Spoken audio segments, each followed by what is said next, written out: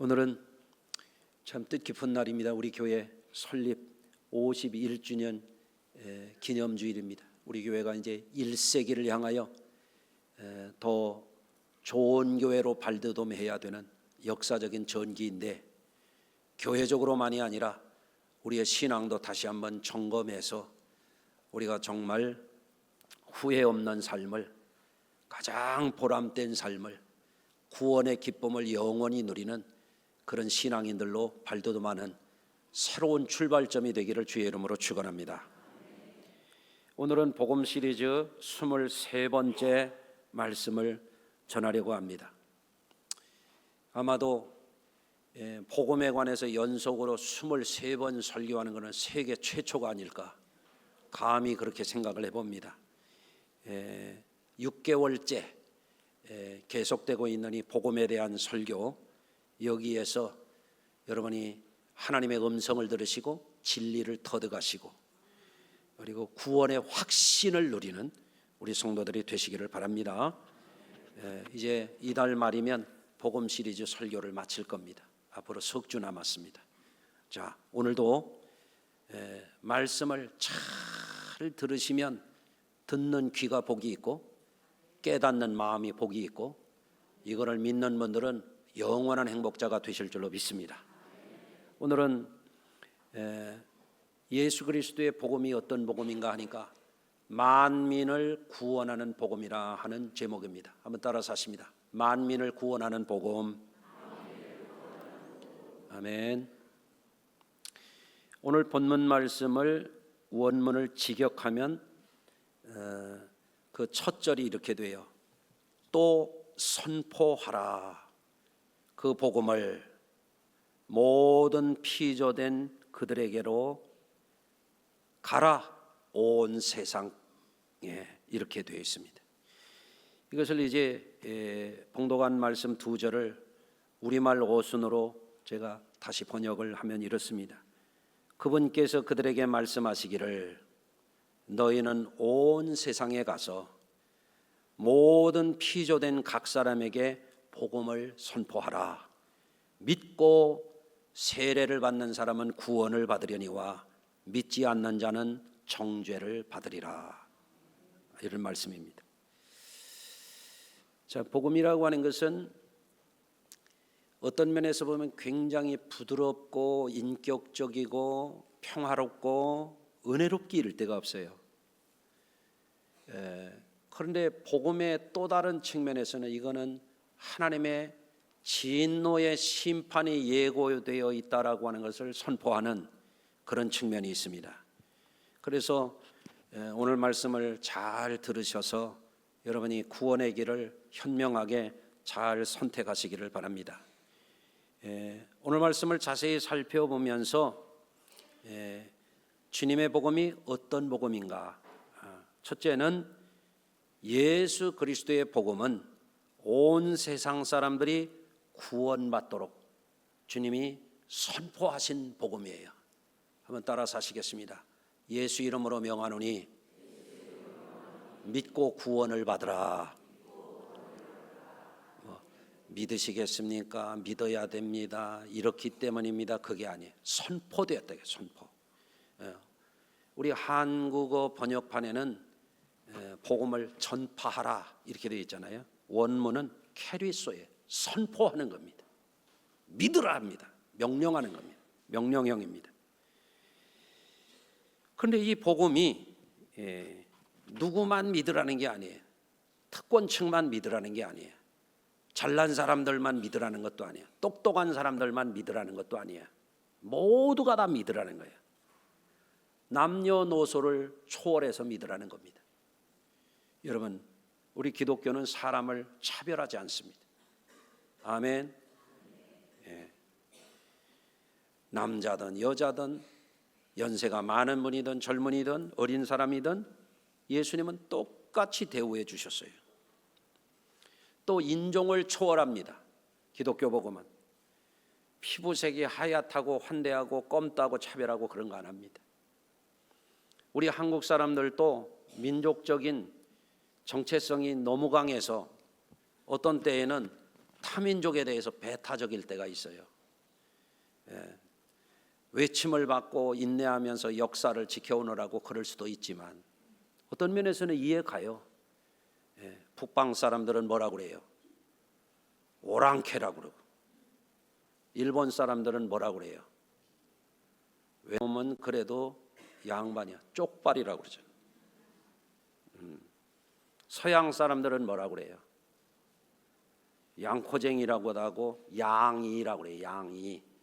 서양 오랑캐라는 거예요. 그러니까 우리나라 사람들 얼마나 배타적이에요. 그렇잖아요. 그런데 여러분, 지금은 어떤 나라가 됐어요? 인구 감소 시대가 되고 다문화 시대가 됐잖아요. 민족이 다른 사람들이 한국 사람들하고 결혼해가지고 지금 한국 땅에 약 300만 명이 달하는 외국 국적을 가진 분들이 와서 사는 시대가 됐잖아요. 그런데 외국에 와서 돈 벌러 온 분들 함부로 하면 안 되고 절대 차별하면 안 됩니다. 이게 기독교 정신입니다. 우리나라 사람들 과거에 독일에 가가지고 어떻게 했어요? 간호사들이 시체 닦는 일을 했잖아요. 가장 깜깜한 막장에 들어가서 탄 캐는 일 했잖아요. 독일 사람들이 인종차별이 심한 나라 중에 하나인데 그 서러움을 당했잖아요. 우리가 그 서러움 당했는데 또 그래야 되겠습니까?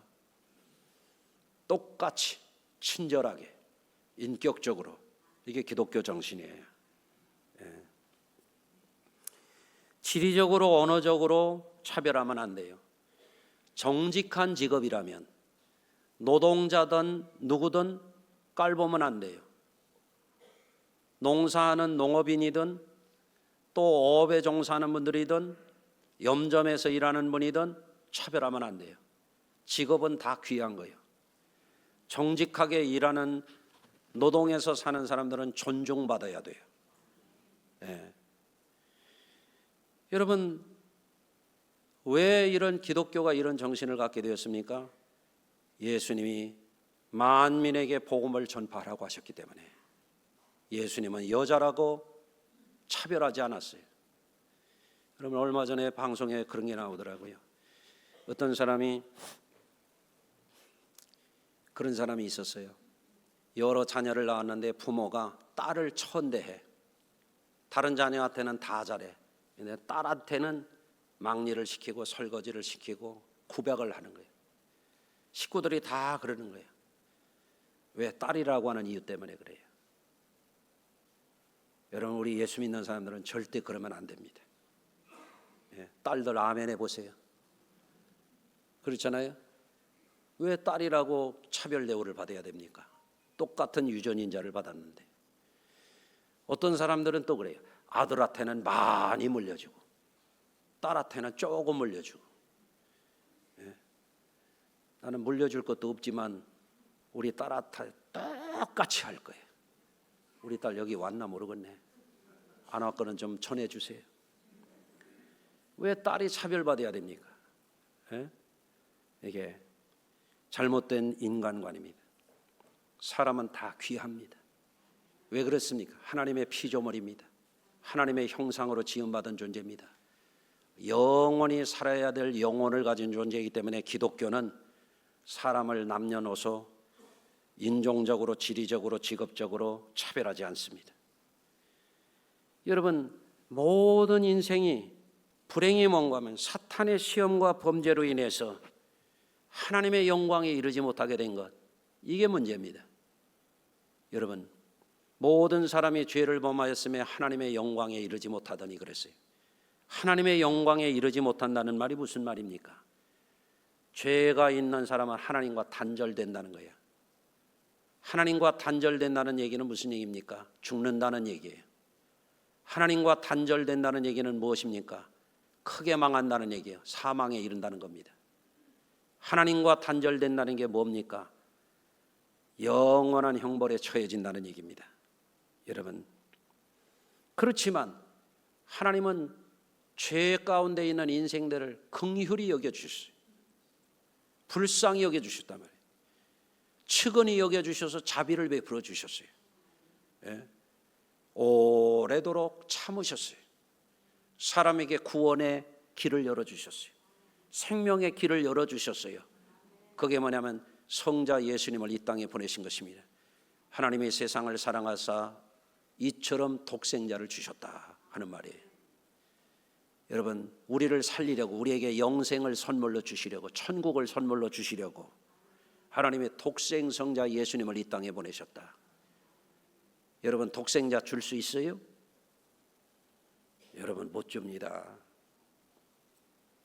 제 간증이지만 우리 형제는 6남매예요. 큰형님이 딸 둘을 낳고, 둘째 형님이 아들 둘을 낳고, 셋째 형님은 딸 셋을 낳고, 넷째는 아들 하나 딸 둘을 낳고, 누님은 딸 하나 아들을 낳고. 외울 필요는 없어요. 저는 아들 둘에 딸 하나를 낳고. 우리 아버지가 가만히 생각해 본 거예요. 아버지 입장에서 큰아들이 아들을 못 낳았어. 둘째 아들은 아들이 둘이야. 셋째 아들이 아들을 못 낳았어. 딸만 셋이야. 제가 아들을 둘 낳았을 때 우리 집에 오셨어요. 저보고 앉아보래요. 그래서 앉았죠. 야, 큰형이 딸이 없으니, 아들이 없으니 딸만 있으니 둘째가 아들 하나를 큰아들한테 주고, 셋째가 아들이 없으니 네가 아들을 하나를 주어라 그러더라고요. 그래서 제 마음에 줄까 말까 줄까 말까 그러다가 핑곗거리가 생겼어요. 아내한테 물어볼게요. 그래서 제 아내한테 우리 아버지께서 가라사대 아들을 하나 주라는데 어떻게 하지? 큰 놈을 줄까? 작은 놈을 줄까? 우리 제 아내가 그래. 절대 못 준다고. 큰 아들은 커서 못 주고 작은 아들은 작아서 못 주고. 똑같이 귀한 거예요. 똑같이. 아멘. 그렇죠. 여러분, 그런데 하나님이 우리에게 독생자를 주셨다. 어마어마한 사랑입니다. 누구에게 주셨는지 아십니까? 선 봐서 준 거 아니에요. 스카이 나왔다고 준 거 아니에요. 취업 시험 봐서 고시 패스했다고 준 거 아니에요. 죄인들에게 내어 주셨어요. 왜? 죄인들도 구원받으라는 거예요. 이 하나님의 사랑을 그래서 아가페라 그러는 게 초월적인 사랑이에요. 여러분, 인간적인 사랑은 그렇지 않아요. 내가 그러잖아요. 선거 되고 나면 안 온다고. 그래서 이분이, 내가 그래서 물어봤어요. 우리 총장님, 종교가 뭡니까? 그랬더니 내가 정확한 답은 안 할게요. 교회 안 다니는 분이야. 그러니까 전도하려고 그래요. 밥 먹자고 해놨어요. 메모해 놓으세요. 여러분, 사람은 계산적이에요. 사람은 기브 앤 테이크예요. 계산적이에요. 근데 우리 하나님은 죄인을 위해서 주셨어요. 사랑해 주신 것뿐이야. 예? 여러분, 예수 복음은 그렇기 때문에 은혜의 복음이라고 그러는 거예요. 그냥 주시는 거야. 한량없이 주시는 거예요.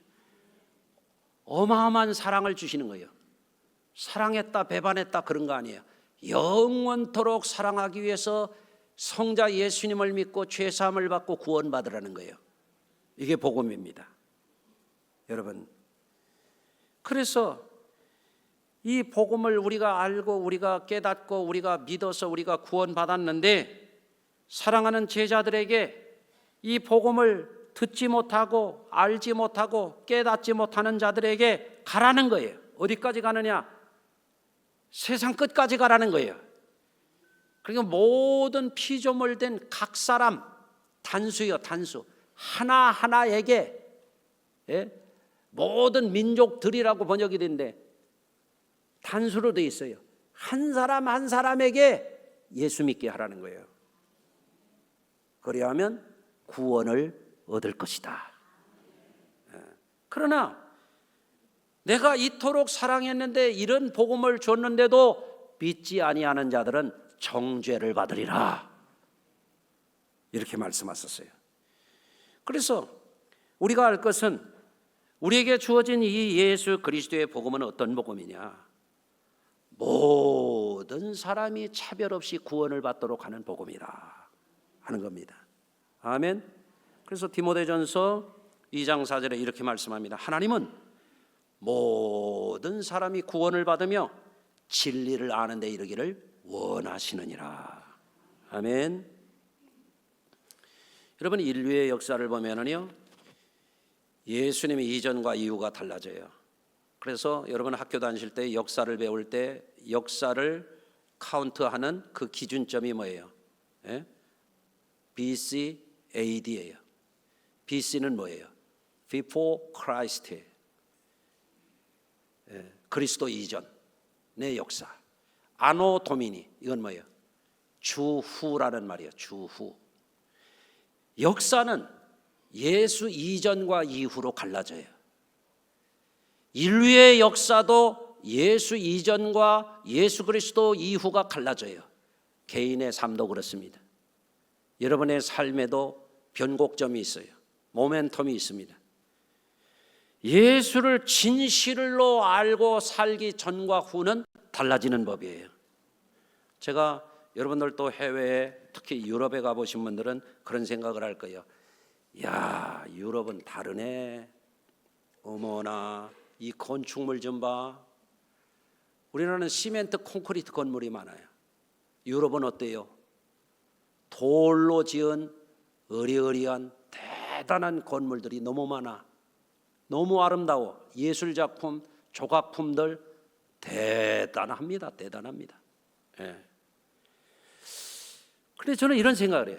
야, 건축물들은 대단하고 예술품들은 기가 막히구나.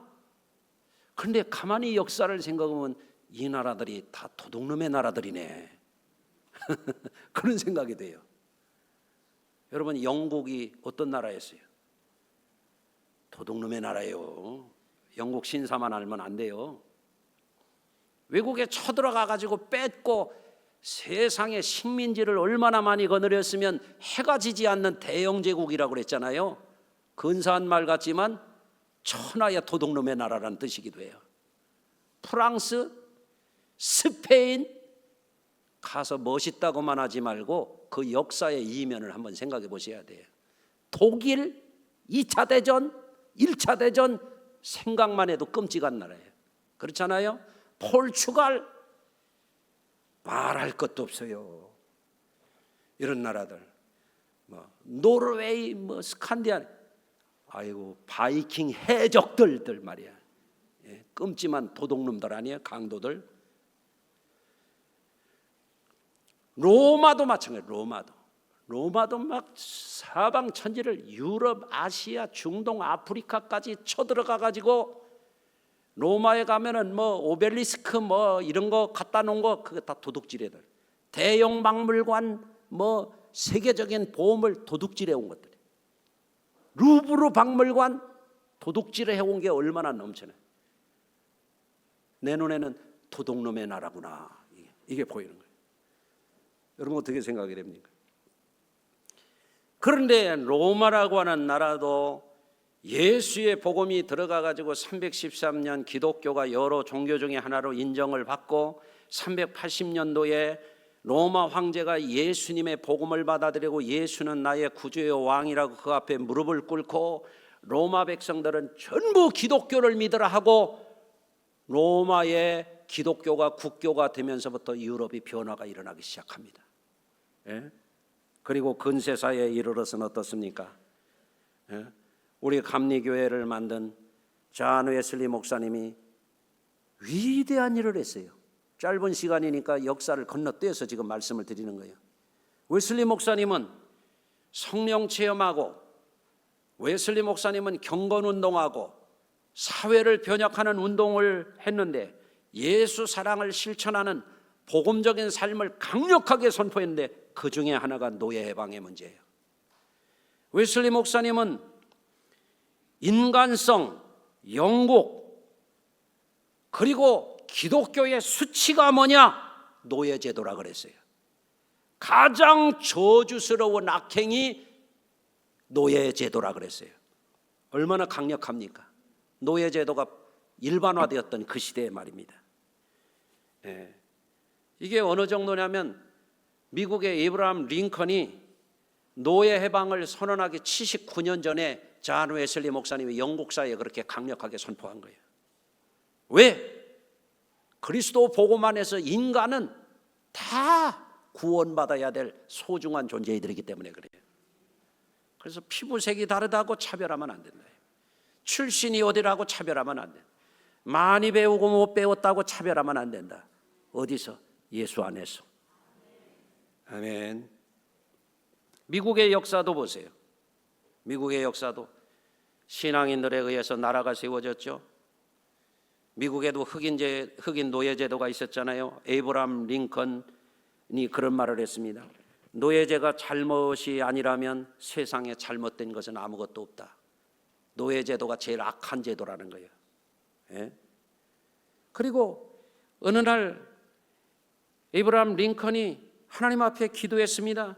하나님, 이 남북 간의 이 전쟁에서 우리에게 승리를 주신다면 노예를 해방하라는 계시로 제가 알고 이 약속을 지키겠나이다 하고 하나님께 기도했어요. 그리고 마침내 1863년 에이브러함 링컨이 1월 1일 날 노예 해방을 공포합니다. 이게 뭡니까? 복음 정신입니다. 만민이 인간 대우받고 만민이 구원받는 것, 이게 기독교 정신입니다. 예. 한국 역사를 보십시오. 한국 기독교가 근대 한국 사회에 한국 근대 민주주의 국가를 세우는데 어떻게 기여했는가 말이죠. 여러분 역사를 공부해 보시기 바랍니다. 여러분 선교사님들이 이 땅에 와가지고 남녀 차별을 없앴습니다. 그렇잖아요. 학교를 세웠잖아요. 여러분 또 만민이 다 인간적인 대우를 받고 구원받아야 된다는 정신을 식민지 시대에 우리 선각자들에게 선교사님들이 이거를 가르쳐가지고 어떻게 했어요? 독립운동을 일어났잖아요. 선교사님들이 세운 영명학교에 다니던 유관순이라는 소녀가 보니까 천안 병천에 교회를 다니던 이 사람이 영명학교 감리교회가 세운 데 가가지고 보니까 선교사가 똘똘하고 인재야. 그러니까 이화학당으로 우리 감리교회가 세운 학당에 보내서 다니다가 그 소녀가 병천에 내려가가지고 만세운동을 했던 게 유관순 열사 아니에요. 상동감리교회 청년활동을 했던 청년 이준이, 이준 열사가 독립을 외치면서 의거를 일으켰던 거 아니에요. 기미 독립운동 때 33명의 민족대표 가운데 16명이 기독교인이고 그중에 한국당에 제일 장로교회와 함께 먼저 들어왔던 우리 감리교회 민족운동 지사들이 9명이잖아요. 예? 이 바탕이 뭐냐? 복음정신이야. 웨슬리의 복음정신이야. 이게 감리교 선교사들이 이 땅에, 그래서 감리교회 초대 대통령도 정동 감리교회 명예장로였던 이승만 대통령이었잖아요. 역사적인 공과가 논의되고 있습니다마는 한국의 민주주의 국가를 세우는 데 있어서 우리 기독교 특히 감리교 없이 얘기가 안 되는 거예요. 여러분 우리는 지금도 고백해야 됩니다. 만인이 모두가 다 인간다운 대우를 받아야 되고 구원받고 하나님의 자녀가 되고 영생을 얻는 데 차별이 있어서는 안 돼요. 두 번째로 예수 그리스도의 복음은 각 사람이 그 복음 앞에서 스스로 결심하고 순수하게 받아들여야 돼요. 왜냐? 이 복음은 절대 권위를 가진 하나님의 이름으로 선포되는 복음이에요. 하나님은 누굽니까? 천지를 만드신 분입니다. 영원하신 분입니다. 만유의 주가 되신 분입니다. 하나님이 이거 믿고 죄사함 받고 하나님 자녀가 되어 영생하라 하고 명령하는 거예요. 그래서 원문에는 캐리소라고 선포라고 돼 있다. 선포. 이것은 인간적인 논리로 설득으로 설명으로 하는 문제를 뛰어넘는 문제예요. 이 권위 앞에서 이 선포되는 하나님의 명령 앞에서 겸허하게 순종하는 자에게는 구원이 선물로 주어지는 것이고 이거를 거절하는 자에게는 정죄를 면치 못한다는 거예요.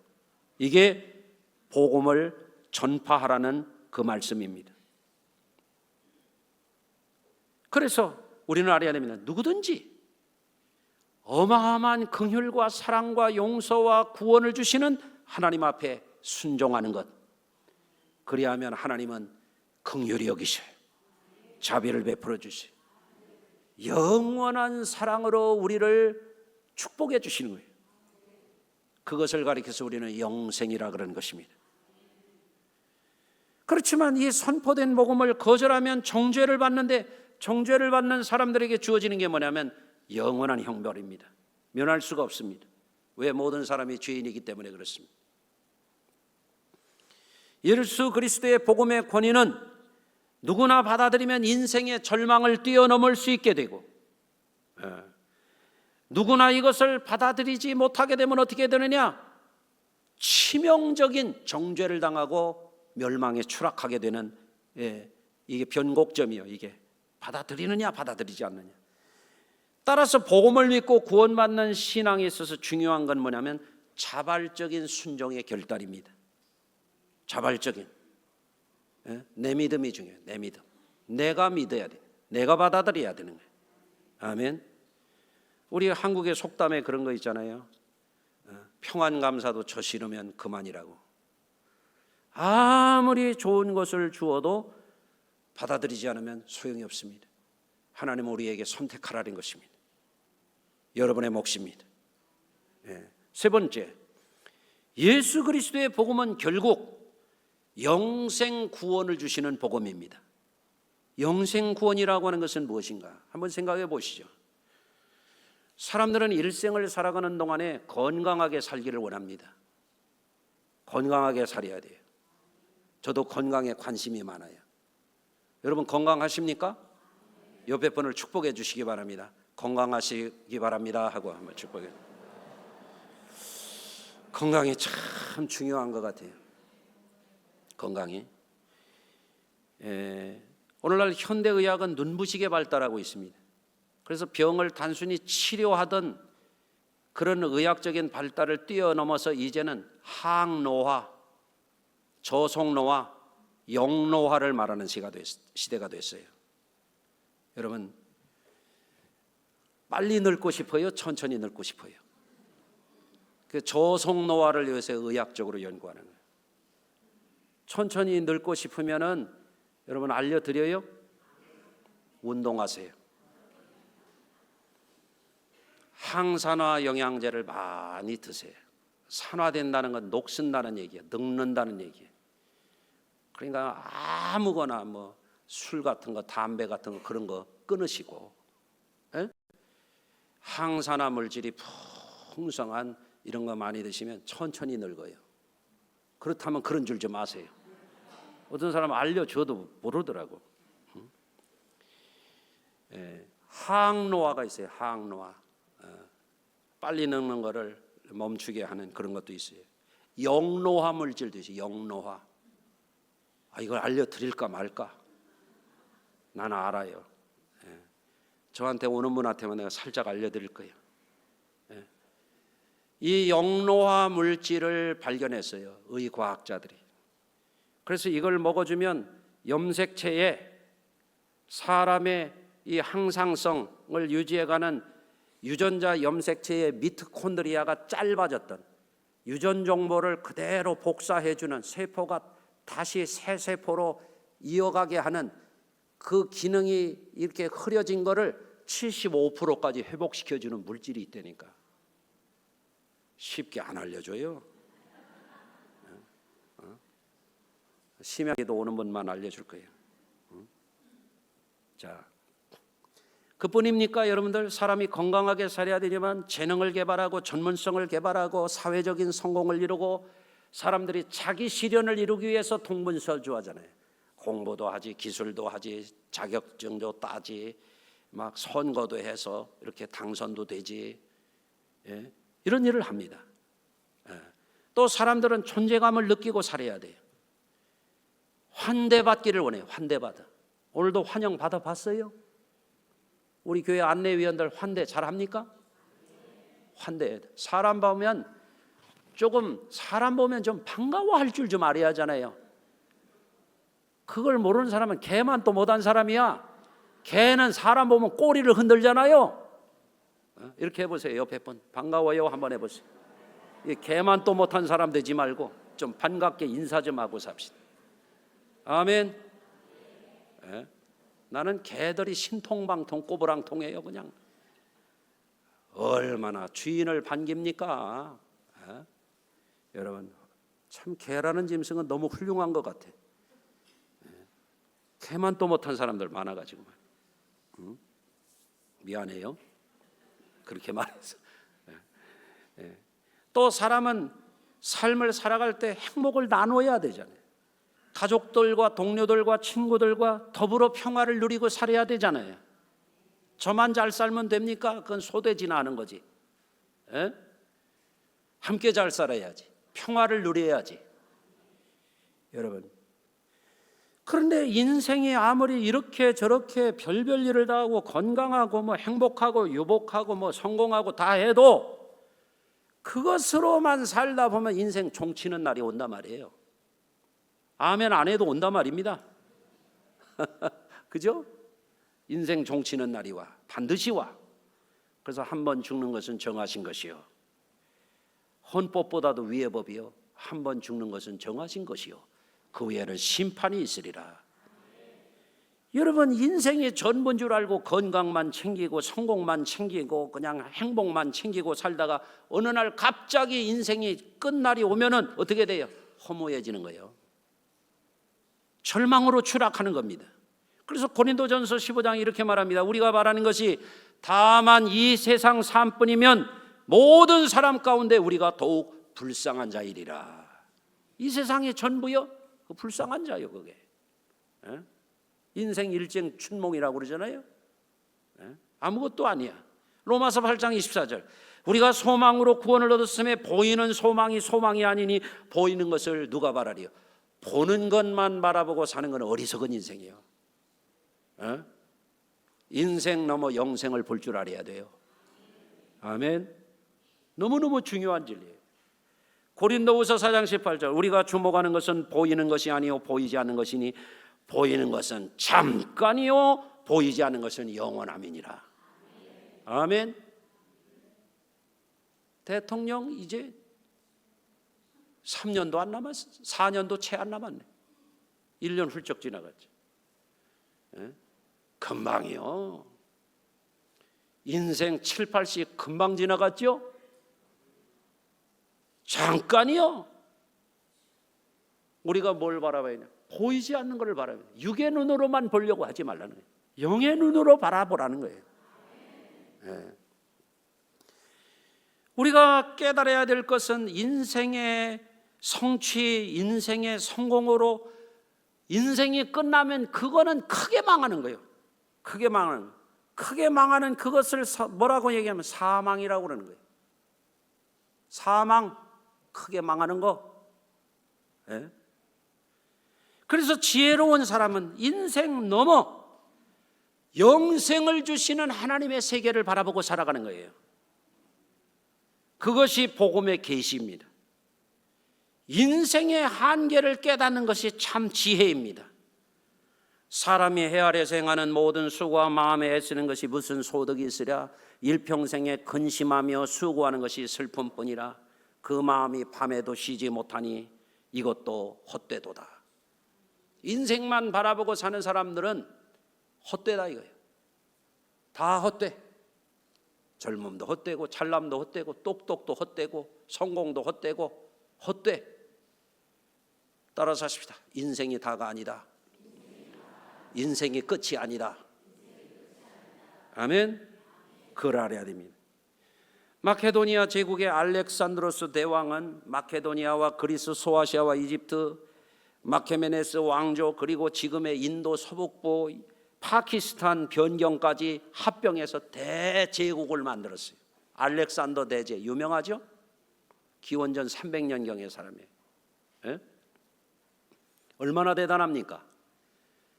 파죽지세로 그냥 유럽, 아시아, 중동, 북아프리카까지 그냥 막 휩쓸고 대제국을 만들었습니다. 여러 문명권을 통합해버렸습니다. 어마어마합니다. 몇 살에 그런지 아세요? 알렉산더 33살 살고 죽었습니다. 여러분은 몇 살이세요? 알렉산더보다 훌륭한 분들이 여기 계십니다. 할렐루야. 한번 생각해요. 33살짜리가 대제국을 만들었다니까요. 이집트까지 가서 점령하고, 이집트는 뭐 사막이니까 더 안 가고, 지중해를 바라보며 거기에다가 검을 걷고 엉엉 울었다는 게 알렉산더의 대화에 대해 일화가 있어요. 왜? 더 정복할 땅이 없다고 울고 그러고 죽었단 말이에요. 예? 굉장한 것 같지만 죽었단 말이에요. 예? 여러분, 근세로 와가지고 프랑스 황제 나폴레옹을 생각해 보세요. 나폴레옹이 얼마나 대단한 인물이었습니까? 한 시대의 세계를 정복한, 구라파를 정복하고, 중동을 정복하고, 대단한 인물 아니에요? 교황을 잡아다가 벌 줬던 그런 아주 악한 왕이었거든요. 권력 지상주의자였거든요. 교황이 왕의 관을 씌워주던 시대에 교황 불러다 앉혀놓고 지가 왕 썼던 사람이에요. 그런데 망했습니다. 세인트 헬레나 섬으로 유배를 가가지고 거기서 죽어가면서 그랬습니다. 뭐라고 한지 아십니까? 과거의 정복자들은 무력으로 제국을 세웠으나 결국 무너진 반면 예수 그리스도는 오직 사랑으로 눈에 보이지 않는 영원한 제국을 세웠도다. 그는 진정으로 왕이시로다. 그랬단 말이에요. 여러분, 주님께서 사랑하시는 여러분, 만민을 구원하는 복음이 여러분의 것이 되기를 바라요. 왜? 이거는 천지와 만물을 만드신 분이 성자 예수님을 통해서 우리에게 주시는 영생을 선물로 주시는 위대한 복음이에요. 여러분이 이것을 받아들이면 인생에 허무하지 않아요. 인생 끝날이 두렵지 않아요. 하늘나라 소망이 넘쳐요. 아멘. 세상 떠나면서 우리는 웃으며 갈 수 있어요. 여러분, 이 세상 사는 동안에도 이 복음을 믿고, 이 복음을 누리고, 이 복음을 나누면서 우리 가운데 임한 천국을 누리며 살 수 있는 것이 이 예수 복음이요. 예? 만민을 구원하는 이 복음, 이것을 받아들이고 안 받아들이고 여러분이 할 일입니다. 여러분이 이 복음을 믿고 영원한 행복자들이 다 되시기를 주의 이름으로 축복합니다. 기도하겠습니다. 하나님 아버지, 우리로 하여금 주님의 몸된 교회를 이곳에 세우게 하시고 이 복음을 나누게 해주신 하나님을 찬양합니다. 인간의 한계를 넘어서, 인간이 만든 철학과 종교를 넘어서 하나님의 아들 성자 예수 그리스도를 이 땅에 보내셔서 우리에게 영원한 구원을 주시는 하나님의 이 복음 앞에서 겸허하게 이 복음을 영접하는 자들에게 주시는 그 은혜가 우리 성도들을 가장 행복하게 하고 하나님의 기쁨이 되어 살게 하실 줄로 믿습니다. 이 예배당에 있는 모든 이들이 이 복음의 주인공들 되게 하여 주시옵소서. 예수님 거룩하신 이름으로 축복하며 기도드리나이다. 아멘.